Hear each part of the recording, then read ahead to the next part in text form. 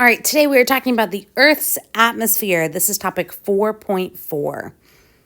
This is a image that I took from the airplane, and I really appreciate it because it helps to remind us of this incredible atmosphere that exists way above all the mountains. So, anytime you're on a plane, I want you to just test yourself with this, please. Now, the atmosphere is this thin layer. I like to think of it as a veil. This thin veil of all these gas molecules, tons of atoms, that is held in place by our gravitational attraction to Earth. I think many people consider this to be a very thick thing, but it's actually quite thin when we compare it to the rest of the layers of the Earth. It's a mixture of many different gases. However, the main one is our nitrogen and then our oxygen. Both these gases here are inert gases. Same with the argon as well. Not going to really react with anything. Now, I just want to point this out. Carbon dioxide is only a fraction of a percent of the gas that is in the atmosphere. This is going to come back later on when we start bringing up the impact of increased amounts of CO2 in the atmosphere. But remember, we're not talking like 50% of the gas in the atmosphere. It's really just a fraction of a percentage. Most of it is nitrogen and oxygen.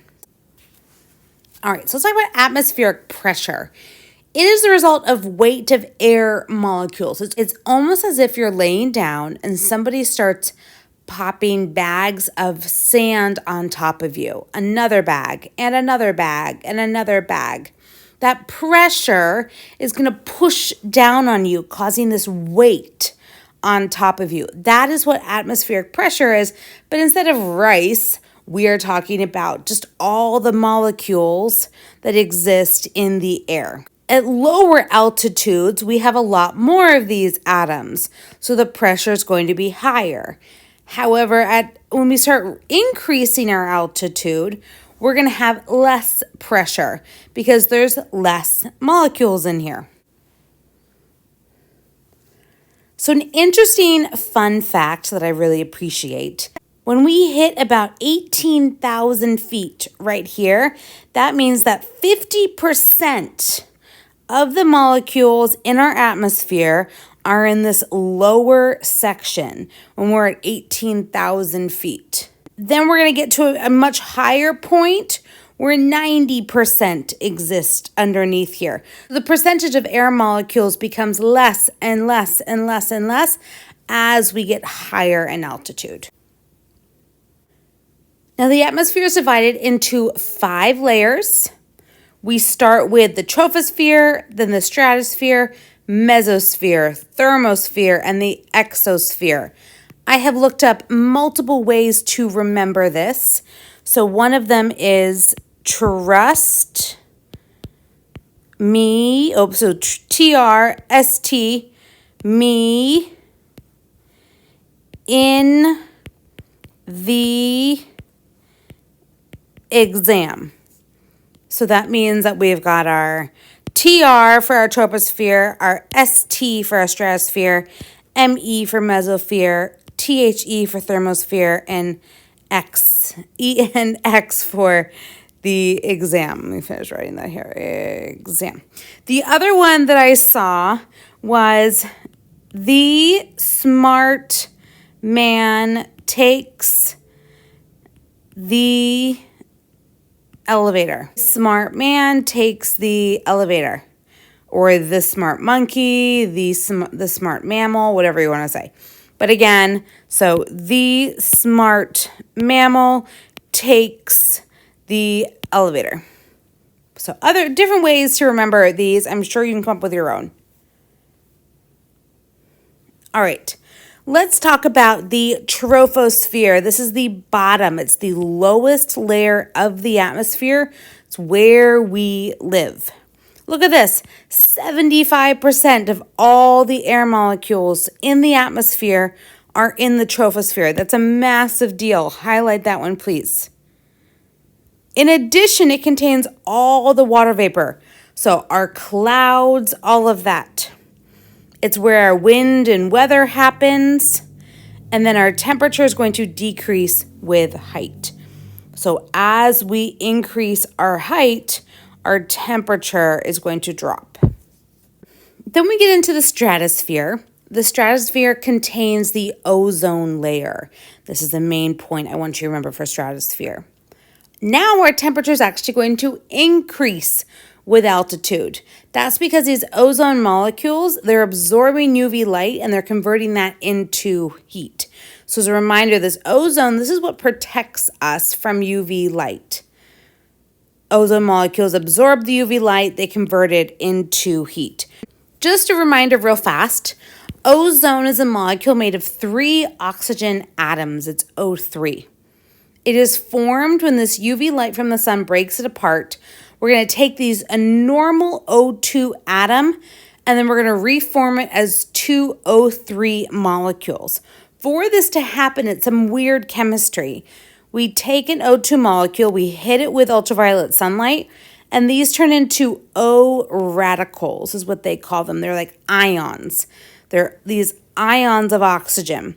These oxygen ions then combine with other O2 molecules to create O3 molecules. As I mentioned, that ozone is going to convert the UV light into heat. So our troposphere got colder, our stratosphere is getting warmer as we increase. So this is a big difference we need to keep note of. Getting colder, getting warmer. Then we have our mesosphere. Honestly, mesosphere is not a lot of fun. There's not a lot of interesting things that are happening in the mesosphere. Temperatures are going to drop. So that's a big piece for our mesospheres. We're going to drop in temperature again. And this then becomes our coldest part of the atmosphere. So if there's anything to remember, it is that in the mesosphere, we hit our coldest point at negative 100 degrees Celsius. Now, again, it's not a lot of fun because 99% of those molecules in the atmosphere are below the mesosphere. Now, if you notice, after our mesosphere, we're going to warm up again as we increase. So that is what's happening in the thermosphere. We also call this the ionosphere, and I'll kind of tell you why. So our temperature is increasing with altitude because all of these air molecules are absorbing X-rays, UV rays, all these waves that are hitting the planet. This top area of the atmosphere is absorbing that. And we actually get a lot of ions. This is because the high energy radiation from the sun is going to knock off electrons from air models. So we get this O2 plus, this is called a radical, and an NO plus radical as well. And that's all because of the crazy ionization that's happening up in this level. Now, this is the part of the atmosphere where we also get these auroras. These auroras happen when we have these charged particles from the sun, we call them a solar wind, are deflected by the Earth's magnetic field. And then they collide with the ionosphere. We get these gorgeous colors that happen. Now, you have to be either in the northern hemisphere or the southern hemisphere to see these, quite north or quite south. We often can't see them down here in Korea. And this is explanation for why we don't really see them unless we're far north or far south. So here's the solar winds. They're sending off these particles. They're coming towards Earth. But because of our magnetic field that exists, it is going to turn those particles away. And the only entrance they're going to find is at the North Pole or the South Pole. So when these charged particles move and they collide with the ionosphere, we're going to see those auroras. Then we have our exosphere. This is the boundary with outer space. Really not happening there. There's so little air. The molecules are so rare that nothing's really collide. And instead of colliding molecules, just kind of orbit and vibrate in these like ballistic trajectories. If you have many more questions about this, Mr. Sampson is your physics man for this one, because there's a lot of physics that's evolved when we get into the exosphere. All right, so just a reminder that in our troposphere, our temperature is going to decrease. Then our temperature is going to increase with stratosphere, decrease to its coldest with mesosphere, and then through the thermosphere, we're going to increase into the exosphere. There we go. Thanks, guys, so much. Look at your clouds and your atmospheres a little bit differently now. See you later.